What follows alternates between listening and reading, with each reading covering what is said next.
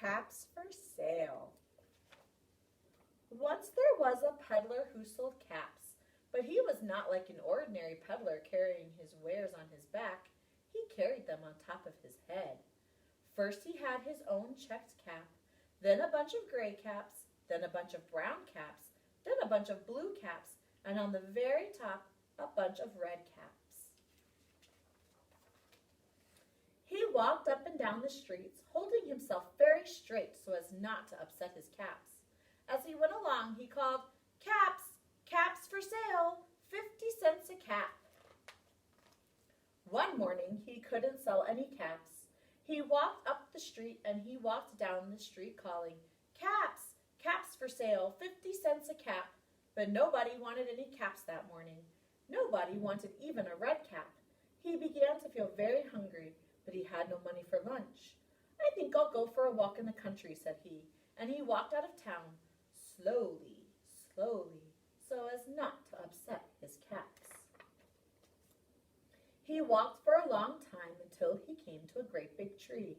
"That's a nice place for a rest," thought he, and he sat down very slowly under the tree and leaned back little by little against the tree trunk so as not to disturb the caps on his head.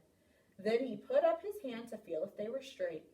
First his own checked cap, then the gray caps, then the brown caps, then the blue caps, and then the red caps on the very top.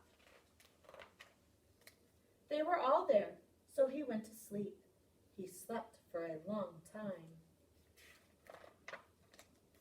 When he woke up, he was refreshed and rested. But before standing up, he felt with his hands to make sure his caps were in the right place. All he felt was his own checked cap. He looked to the right of him, no caps. He looked to the left of him, no caps. He looked in back of him, no caps. He looked behind the tree, no caps. Then he looked up into the tree, and what do you think he saw? On every branch sat a monkey. On every monkey was a gray or a brown or a blue or a red cap. The peddler looked at the monkeys. The monkeys looked at the peddler. He didn't know what to do. Finally, he spoke to them.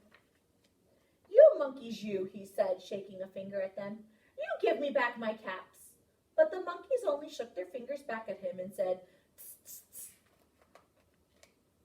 This made the peddler angry, so he shook both hands at them and said, "You monkeys, you give me back my caps."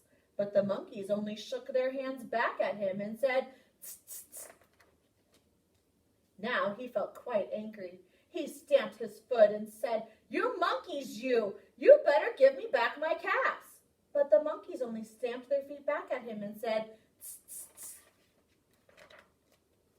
By this time, the peddler was really very, very angry.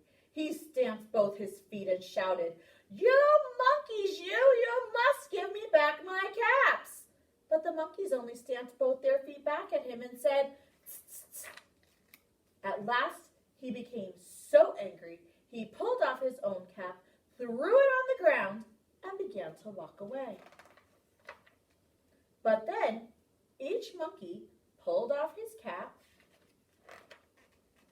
All the gray caps, and all the brown caps, and all the blue caps, and all the red caps came flying down out of the tree. So the peddler picked up his caps and put them back on his head. First his own checked cap, then the gray caps, then the brown caps, then the blue caps, and then the red caps on the very top. And slowly, slowly, he walked back to town, calling, "Caps, caps for sale, 50 cents a cap." The end.